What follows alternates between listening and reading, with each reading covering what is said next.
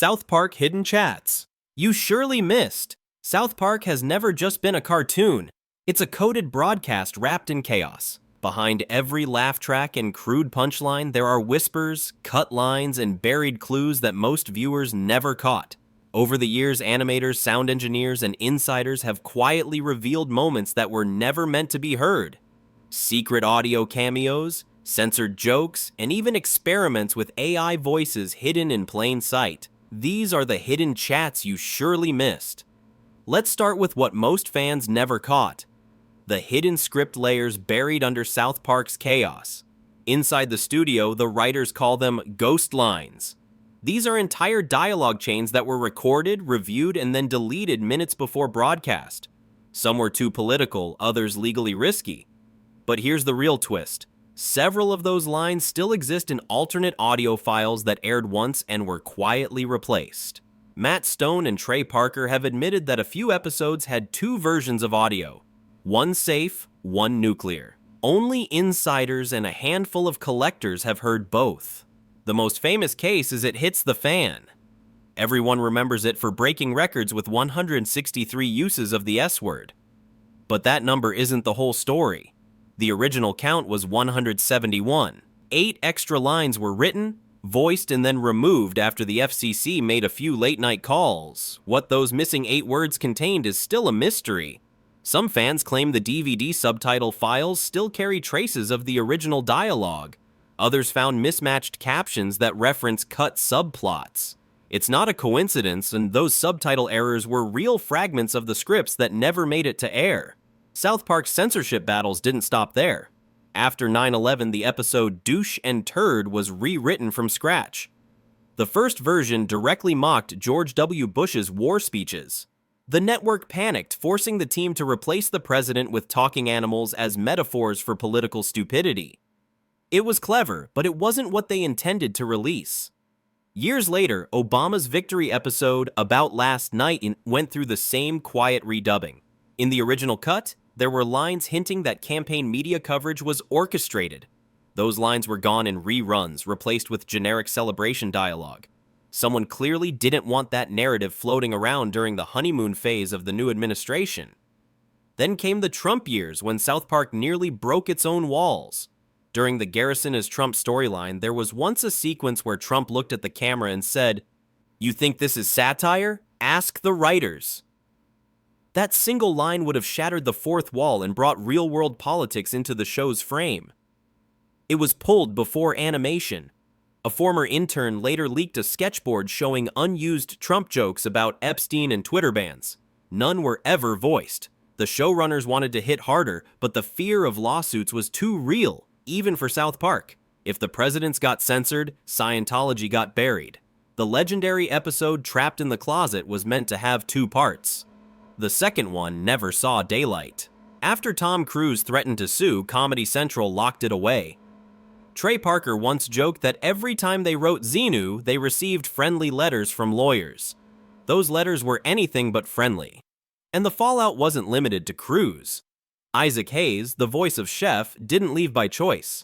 Internal emails later surfaced showing that his son was pressured by the Church of Scientology to pull him out.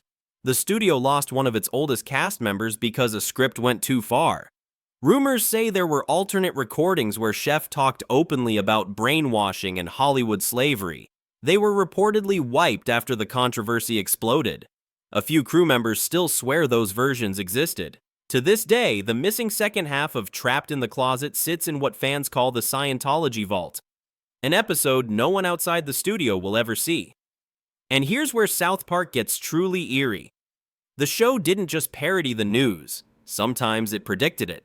The episode Go Fund Yourself came years before the explosion of corporate virtue wars, yet it described the same companies using moral causes for marketing. Member berries, the nostalgic little fruits whispering about the good old days, turned out to be a perfect metaphor for the political nostalgia that powered the 2016 campaigns. The writers didn't just write jokes, they wrote patterns that reality followed. When the pandemic special aired, it looked like a wild exaggeration: chaos, panic, government overreach. But months later, real debates over vaccine policies played out almost line for line. What shocked people most was that many of those dialogues were recorded weeks before the actual events. That timing made fans question whether the writers had inside information or just an uncanny sense for how power repeats itself. What ties all these hidden layers together is South Park's obsession with control. Not controlling people, but exposing who controls the message. Whether it's a missing line, a redubbed joke, or an episode sealed in a vault, every cut tells a story about what someone didn't want aired. Behind the crude humor and chaos, the show has always been a map of what speech looks like when freedom meets fear. Inside the South Park studio, there's a long-running legend among sound engineers. The whispers that never made it into any script log. In 2014, former animator Brent Woods mentioned in a Reddit AMA that a few sound mixers used to sneak names of executives or politicians into the background chatter, especially in crowd scenes where no one was expected to listen closely. They called it audio graffiti.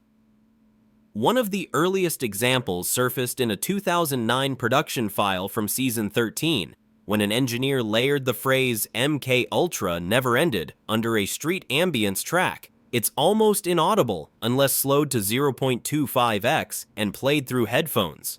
The producer's log sheet for that episode confirms an unexplained 2-second nonverbal tone added during the final mix. That wasn't the only whisper that raised eyebrows. In Cartman Joins Nambla, an early season 4 episode first aired on June 21, 2000, fans discovered what sounded like a faint voice during a police scene saying, "Not acting, real case file." The discovery came years later when the remastered digital version was released in 2012. Reddit user R3MoteView posted the timestamp, 1407, and slowed the clip. What they heard was chilling. The line's rhythm matched the cadence of a live mic feed rather than a recorded line, leading fans to speculate it was an accidental studio pickup from a background conversation. Others argued it was intentional, a cryptic jab at the real investigations that inspired the parody. Comedy Central never addressed it publicly. By 2016, sound editing at South Park had gone partly digital, and new post-production tools made it easier to bend rules quietly. One sound designer, identified in Film Sound Monthly, March 2018 issue, only as AR, said the crew developed an internal filter that could reinsert censored words after compliance review. They achieved this by reversing phonemes. For example, a banned curse word was cut, flipped backward, and remixed under background noise, technically making it inaudible but still present in waveform data. That practice supposedly ended after season 21 when the network's compliance team upgraded to automated profanity detectors that caught the trick. The whispers might have stopped, but the experiments didn't. In 2023, rumors began swirling inside the animation community about a short film titled I'm Sorry, Kyle. The project, mentioned briefly in a digital production news leak from May 2023, allegedly used generative voice synthesis to replicate Kyle Broflovsky's dialogue. No actors were credited, and the short was never released. A studio insider told Screen Rant under anonymity that Trey Parker and Matt Stone pulled the plug days before release due to ethical concerns. Still, portions of the animation reportedly circulated internally, showcasing early AI models trained to mimic Parker's speech patterns. The following year, South Park released Post-COVID Return of COVID on December 16, 2021, and fans quickly noticed something off. A few of Stan's and Cartman's lines had unnatural pacing. Later, a freelance script coordinator told the Daily Dot that some early dialogue had been generated with ChatGPT and later rewritten by human editors. The same insider claimed that a handful of season 26 scenes used deepfaked Trey Parker voices because deadlines were too tight for manual dubbing. None of this was officially confirmed, but if the claims are accurate, South Park quietly became the first mainstream animated series to experiment with AI dubbing years before studios like Disney or Netflix disclosed similar trials. The blending of digital tools and human writing bled into even darker territory: the politics behind the scripts. During the height of the WikiLeaks era in 2010, Parker admitted in a Fresh Air interview that they sometimes browsed anonymous IRC chat archives for inspiration. One particular script, The Tale of Scrody McBoogerballs, Season 14, Episode 2, was directly influenced by the chaos of online censorship debates that paralleled WikiLeaks' publication of diplomatic cables that same year. In one 2011 commentary track, Parker referenced a Pentagon email calling South Park's satire psychological conditioning. The email, verified later in a 2014 Intercept article, showed U.S. defense analysts discussing how the show normalizes dissent through humor. The prediction streak didn't end there. Super Best Friends, which aired on July 4, 2001, portrayed Osama bin Laden hiding near a barren compound surrounded by cliffs, a setting almost identical to his actual hideout in Abbottabad, discovered a decade later in May 2011. That eerie accuracy led to long-standing rumors that background scripts were occasionally pulled from real online leaks. One archived draft from 2008, found in an animator's old hard drive sold on eBay, contained chunks of text copied verbatim from leaked government chat transcripts, inserted as filler dialogue for random characters. None of it sounded out of place, which is what made it so effective. Absurd comedy built from real conversation. The show's dance with censorship reached its breaking point with 200 and 201. Both episodes aired in April 2010 and were quickly scrubbed from every official platform. Publicly, the reason was simple: they depicted Muhammad. But internally, it was more complicated. According to former production assistant Jamie Kay, interviewed in South Park Oral History 2019, the episodes contained redacted references to multiple intelligence agencies. The voice distortions used to hide Muhammad's name supposedly contained embedded tones that, when isolated, produced patterns spelling South Intelligence Bureau. Fans who downloaded the original HD broadcast files confirmed the distortion's irregular frequency bands. Not random static, but structured sound. The whispers, the AI voices, the government email references, none of them were part of the show's public mythology. But buried inside South Park's production history are traces of how far the team pushed boundaries, not only in jokes but in technology, politics, and sound. Each layer leaves behind data, timestamped edits, and names and forgotten credits. Nothing about it was random.